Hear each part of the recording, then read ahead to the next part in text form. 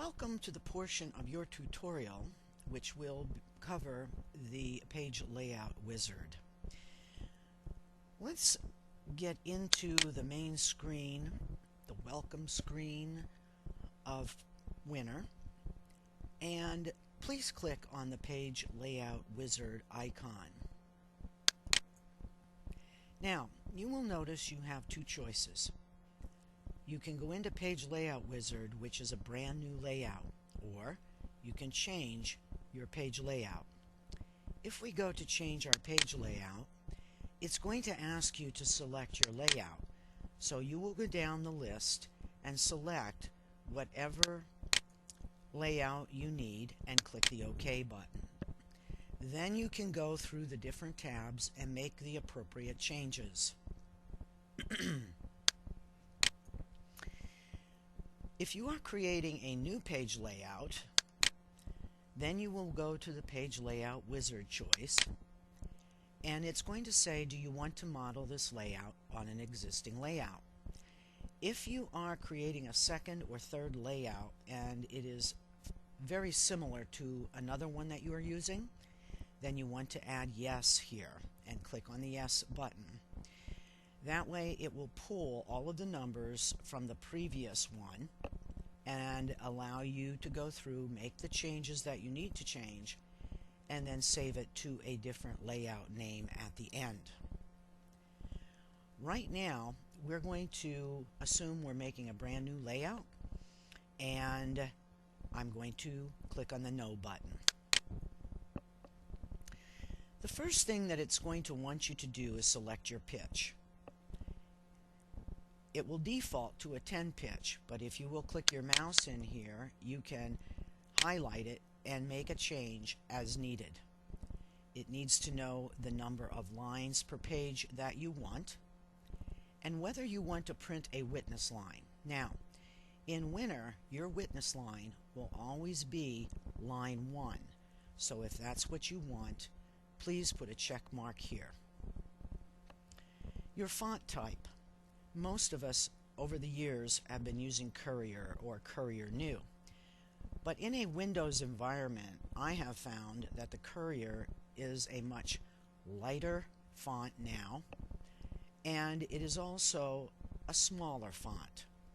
What I have been suggesting to my personal clients is that they use what's called Lucida Console.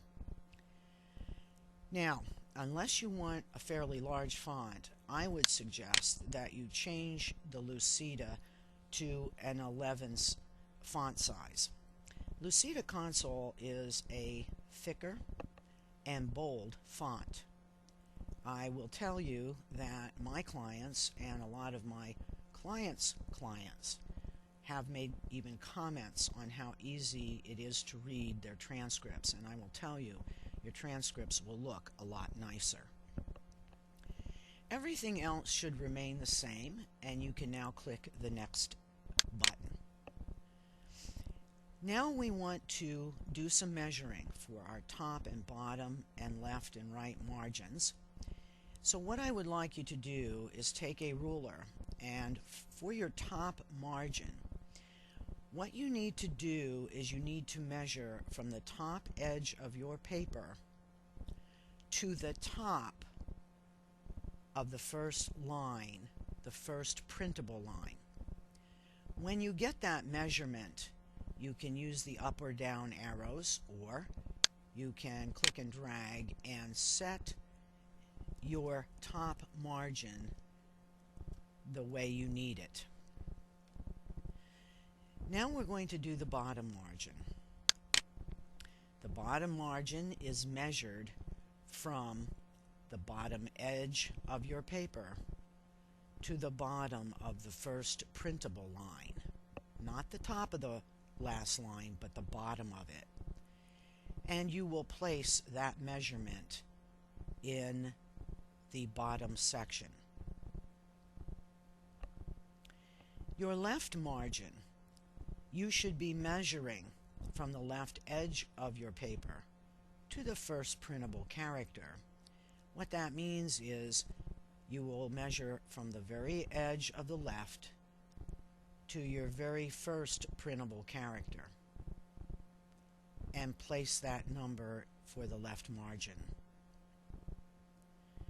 For your right margin, what you are going to do is you are going to measure from the right edge of your paper to the last printable character on your longest line.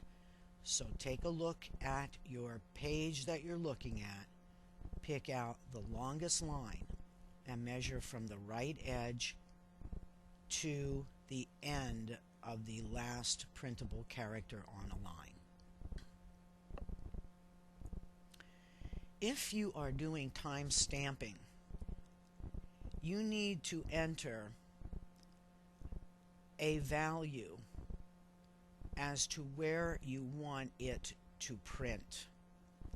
You'll notice the online help is saying enter a 0 value to avoid printing the timestamp.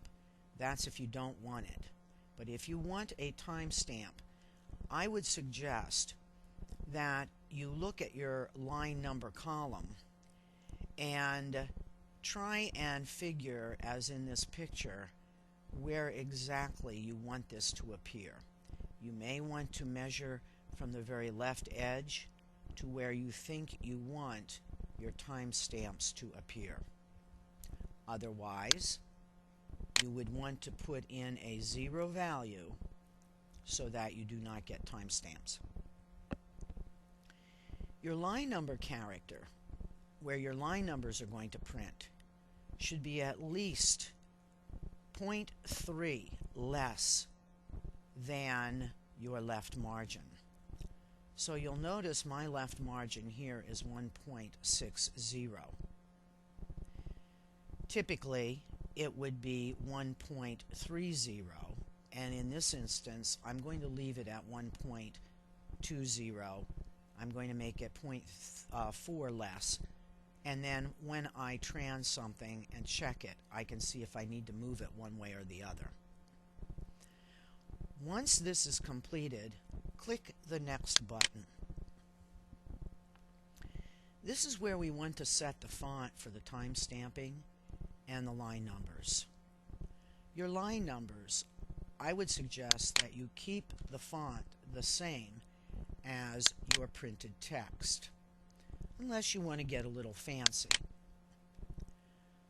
I would also keep the font size the same. That's my own personal preference. Frequency should be every line, and it should be enabled.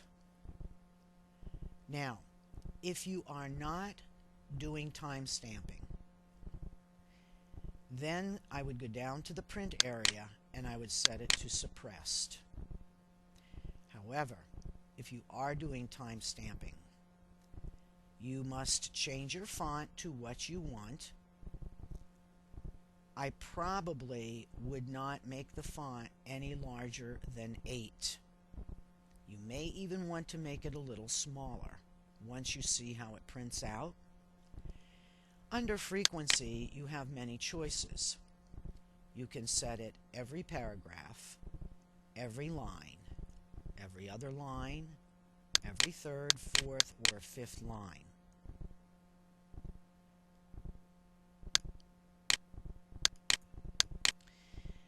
You can also set it for elapsed time or time of day.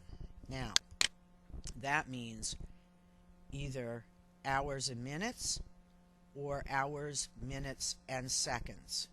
You must determine how you want your timestamps to print. The example here is showing hours and minutes. Once you have completed this section, click on the Next button. Now, page header. If you place your page numbers at the top of your page, the way you would want to do this is select your font that you would like to use. I tend to make my page number one more than all the rest of my font sizes, which I've been using 11. I'm going to leave this on 12. Do not change the header margin. If you find that you need to make a change as to your page number placement, you may want to call technical support before playing with this header margin. I also bold, after you click your mouse down here in the header text, I tend to set my bold, and you need to decide whether you want your page number to the far left, centered, or aligning it right. If you want to align it right, click on this icon. Now you may find, you'll see my cursor's blinking right here to the far right margin.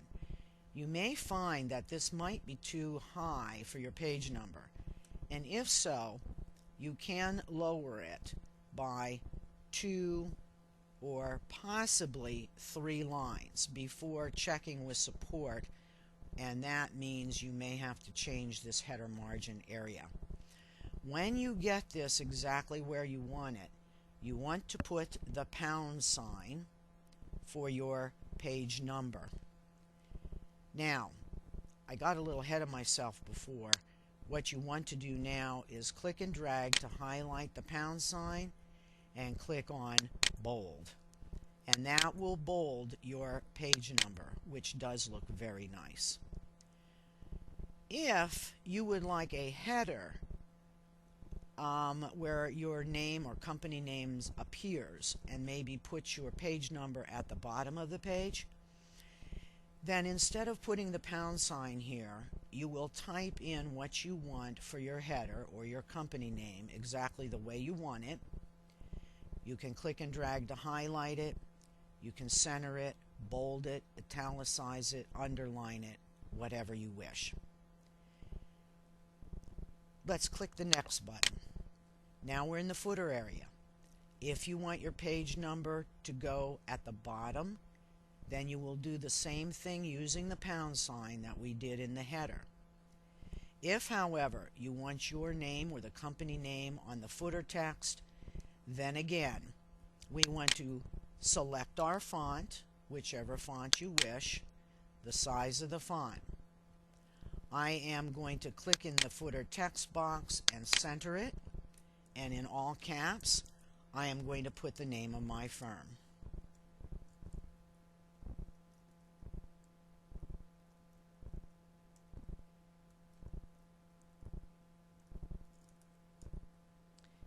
I am going to put my address.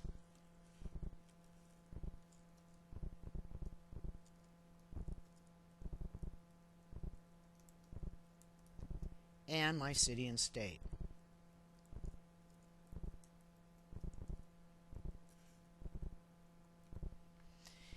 I am now going to highlight this, and I'm going to bold it. And this is how it will appear at the bottom of my page in the footer area. That's assuming I have everything else correct after we tran this. Let's click the next button. Now we are dealing with our border. If you want to print a border, put a check mark here, otherwise leave this blank and move on to the next section. What we want to do for our border is measure the distance from the top edge of the paper to the top side of the box, your existing box. So you will be measuring from the top edge to the top of the box, and you will place that number in this area here. In the next one, you want to measure the distance from the left edge of the paper to the box, which you would be measuring from the left edge here to the box. The width of the box, just measure from side to side within your current box and place that in this area. And then you need to measure the length of your box and place that number here. You have many choices for box. You have a single, double box, or double left side only. and many others. So select the type of box you would like and click the Next button. Now your tabs. Excuse me. With ProCAT, your first tab is where your Q&A will start. What I suggest that you do is from your first printable line, you need to measure from that character to where your Q or your A start. And that's the number you want to put in here. Your second tab will be where the text of the Q&A starts. So what you will do, again, is measure from the first character of the wraparound line to where your text starts and place that number here. Now, this is where it might get a little complicated. If your colloquy starts where the text of your Q&A starts, then the next three tabs you can put them at any position you wish. If, however, your colloquy starts a little bit in farther than where the text of your Q&A is, so let's say it may go in 5 or 6 more characters from your second tab, and in this instance it's 5. You can measure that from, again, the first character to where your colloquy starts, and you want to put this number in here. And then the rest of them can be whatever you wish. If the colloquy is a little different for you, then I would suggest you give our support a call. After you have filled in your tabs, click the Next button. Now, paragraph style properties.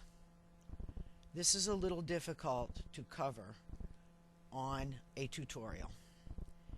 What this has to do with is when you might have your Q&A, and I'm talking mostly about how it wraps the second line wraps around. Some people may start their second line of text where it will wrap around, if you see where I'm pointing here, maybe, let's say, not to the left margin, but maybe 5 spaces in from the left margin. If you have something like that, then you are going to need to click Next after the normal area. You want to click the Next button and go to your question area, and you may need some help in filling out your first line indent and your left indent. The same thing when you go to your answer and your colloquy. More often than not, people might have a different colloquy setting. And in other words, let's assume for a minute that your colloquy may go in 5 spaces farther than where your text of your Q&A starts. You need to measure that, and that will be your first line indent. And then you need to do the left indent. Let me try and explain it like this. Wherever your second line starts, you need to measure it from the left margin to where the second line of colloquy starts. And you need to put that number in the left area. You need to determine your second line location first before doing the first line indent. Once you have determined your second line indentation, then what you are going to do is you're going to go to that first character of your second line wraparound and measure from that area to the first character of your colloquy. And that is what will go in the first line indent. If this is confusing to you, please don't hesitate to call our support. I want you to keep clicking Next now until you get a message that says, do you want to add another paragraph style? What this means is some clients like to set a paragraph style for quoted material. Typically, quoted material should be indented both on the left and the right 5 spaces. And you can set that up by saying yes, typing in quote, and then filling in the appropriate numbers. So for me, mine would be 0.50, 0.50, 0.50.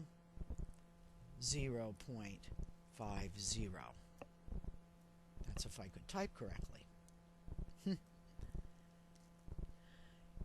And then I'm going to click Next, and I'll get the message again. This time I'm going to say no.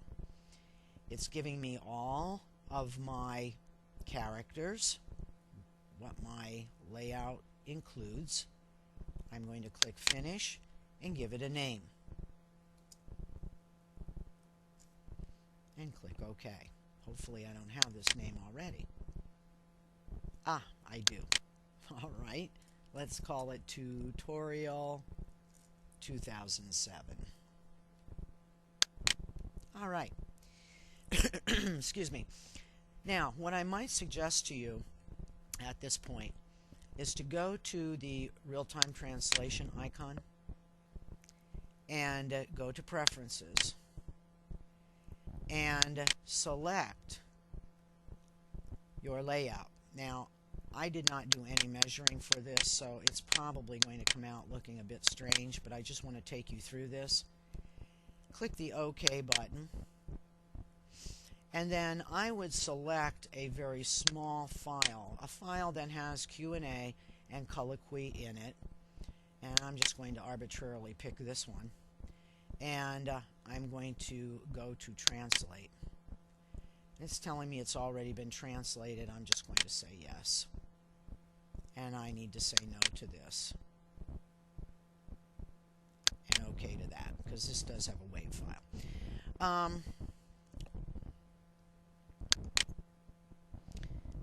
Okay.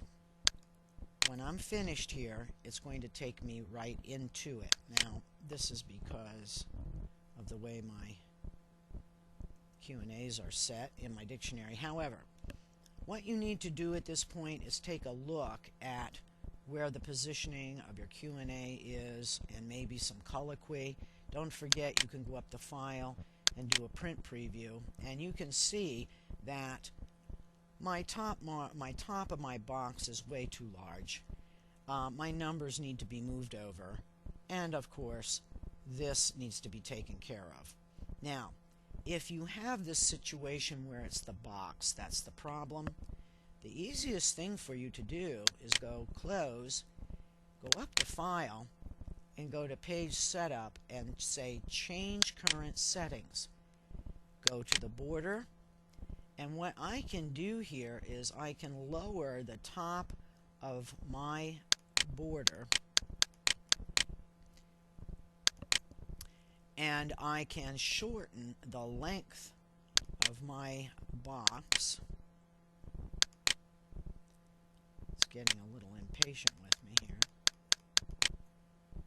And I can also change the distance from the left edge. So I'm just going to move it over a little. I think that might be too much.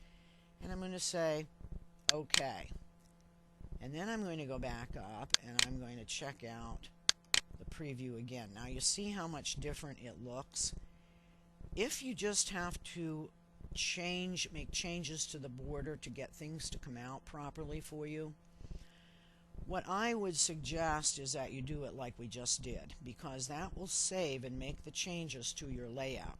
However, if you need to make a change to your tabs or anything like that, then what I would suggest is that, and I'm just going to close this and not save it, I would suggest you go back to Layout and do a Change Page Layout. So at this point, and incidentally, when you're ever in a drop-down area like this, you can just hit the first letter of the area you want to get to on your keyboard, and it will take you there. You can select it and say OK, and then you can go into Tab Settings and make adjustments however you need to. Alrighty, that's all there is to page layout. Don't let it scare you. Our technical support will be doing your first page layout, but if you need to adjust it, it's very simple to do. As long as you can use your ruler, you can make the adjustments. And making a new one, it's just a matter of measuring. Alright, that concludes our page layout area, and I'll be back in one moment.